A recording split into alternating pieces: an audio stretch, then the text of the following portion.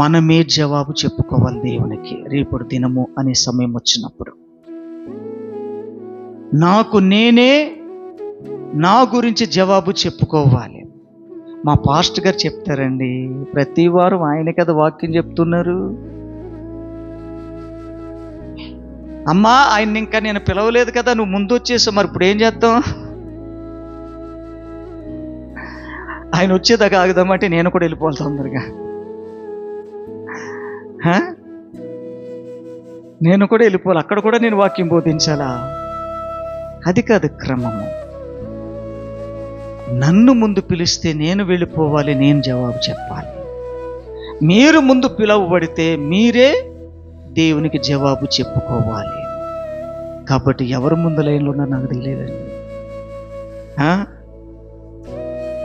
కనుక ఎవరు మట్టుకు వారిమే జవాబు చెప్పుకోవలసిన బాధ్యత ఉంది. ఇది మాత్రం ఎవరు తప్పించుకోలేరు. అవును ప్రభా నేను జ్ఞాపకం చేసుకుంటా, అవును ప్రభా నీ పనులలో పాల్గొంటున్నా, అవును ప్రభా వాక్యంను పాటిస్తున్నాను, అవును ప్రభా పరిశుద్ధత కాపాడుకున్నాను. ఇవన్నీ జవాబులు మన దగ్గర ఉండి తీరాలి. ఎగ్జాంప్షన్ లేదు, అక్కడ ఎక్స్క్యూజ్ లేదు.